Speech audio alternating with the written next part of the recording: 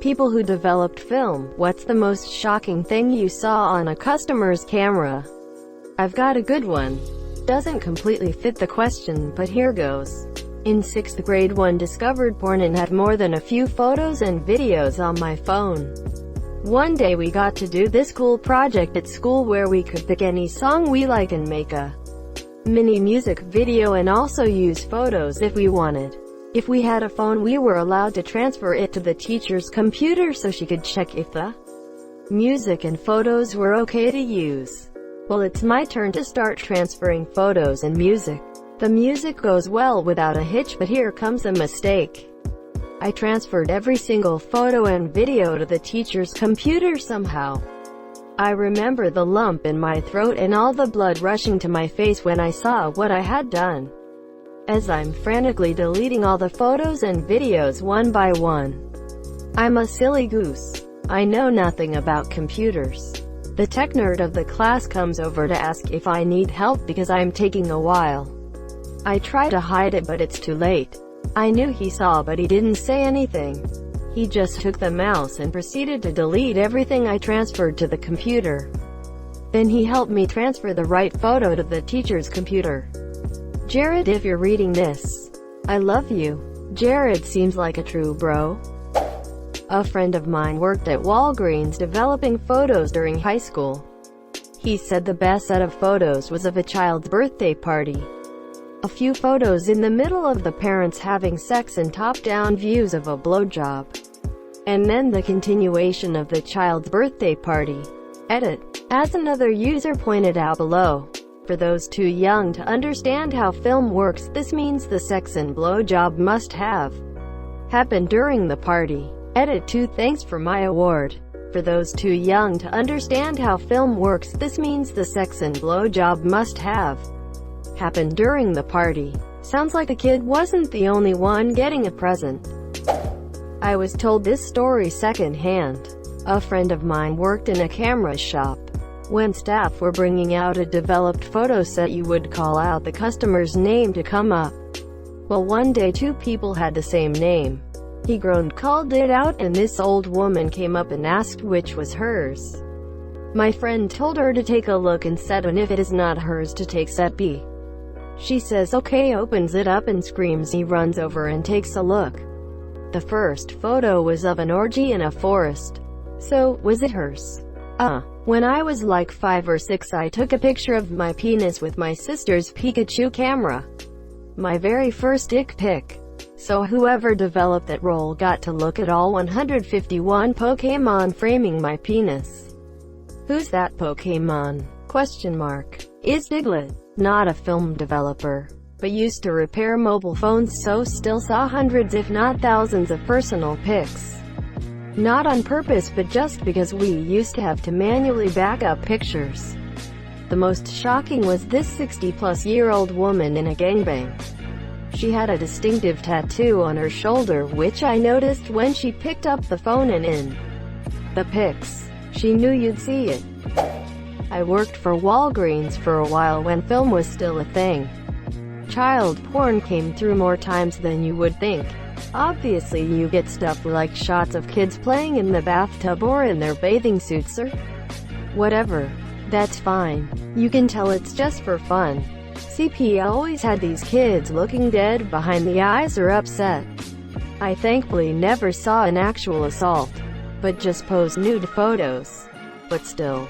When I was a kid, my sister and I used disposable cameras we got for a vacation to take pictures of each other's bits. We were like 6 and 7 and very confused about why we never got those photos back after we turned the cameras in to have them developed. Several decades later, I'm just thankful my parents weren't sent to jail. See, something like that would get pulled, destroyed probably. But if it was obvious that the other photos were taken by kids, it's not really a surprise that you didn't hear anything. There's a difference between kids fucking around and CP, and it's a pretty obvious one a lot of the time. Pine cone, a dog, a landscape, my sister's vulva, some trees, pine cone. Yeah, I probably wouldn't go full Pizzagate on that role either. When I was a photo tech for Walgreens, One of our regular customers sent in a print order through the website. The customer was 50-something, short and round, and half the pics in her order were collages of her gaping, lubed up butthole, cheeks spread wide apart. My sympathies. Not quite the same, but my buddy worked as an raw last year, and after all the residents left for winter break, they'd have to check all the rooms to make sure the fridges were unplugged. He went into a room and spread all over the desk were Polaroids of the two female roommates and all their friends naked. Buddy didn't know that to think. But their fridge was unplugged. Hey, at least the fridge was unplugged. I am an electronics repairer, mostly focused on phones. I also refurbish broken phones to resell them, monsieur. It always surprises me how little people care about their privacy and personal data. I have received phones for repairing containing personal data of every kind. I had to back up notes with passwords, intimate photos, open bank accounts. When a phone for reselling has personal info, I usually just do a reset and forget about it. It doesn't feel moral to me to take a look at someone's private stuff. However, once, the woman who had sold me her phone contacted me. She explained to me she needed to recover the pictures, audio recordings and videos on her phone at all costs. She seemed really concerned about it. When I was doing the backup into a USB stick, I took a peek and realized why she wanted that so badly. All that media were the evidences of her husband's violent domestic abuse. I cannot express with words how shocked and powerless I felt, up to the point of just bursting into tears. I couldn't get that out of my head for days. A couple years back when I was 18, I was a trainee at a small local photography shop. They developed films but also had those PC stations where you can print or develop your digital pictures. As I was just the trainee, I had an exhausting job to help the customers with the procedure because it's a bit confusing. Most of the time those were just elderly women who wanted to develop pictures from their last family gathering or vacation. But once it was a really creepy older man. At first he seemed nice and polite and he looked like a well-kept elderly businessman. But after plugging in, you could see all pictures saved on the medium, like a SD card or an USB stick. He wanted to select 2 innocent flower pictures or something, and we had to look through like 2,000 files. But well, he had an amateur erotic photo shoot or something like that, because there were many low-quality pictures of him naked or half-naked, with masks or leather lingerie for men.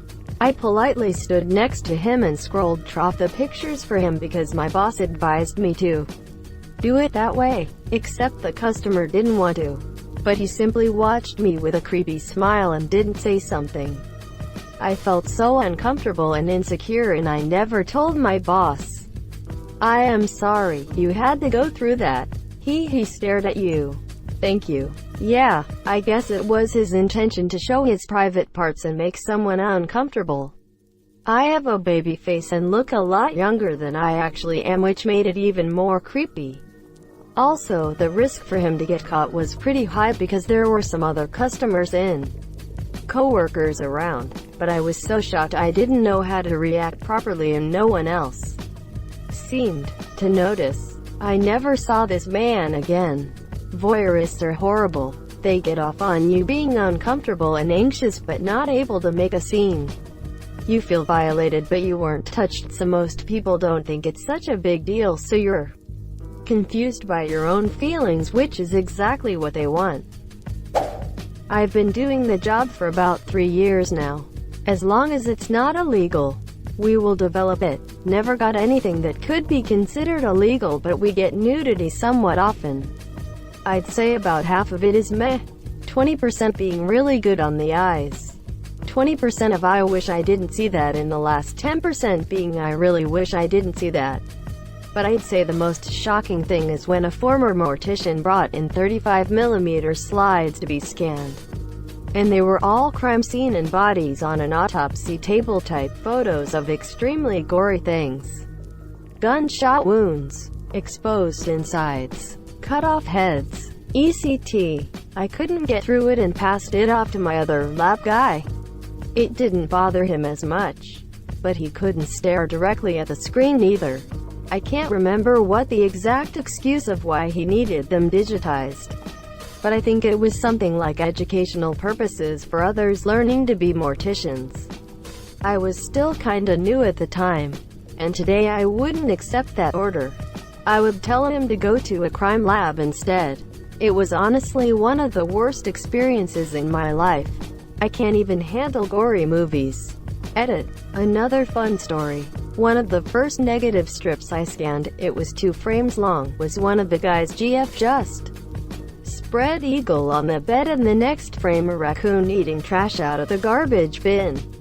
He wanted photos of both. If I was taking a guess, they were old and needed to be put in a database. Why gave 10K slides taking up tons of space? This actually happened quite recently.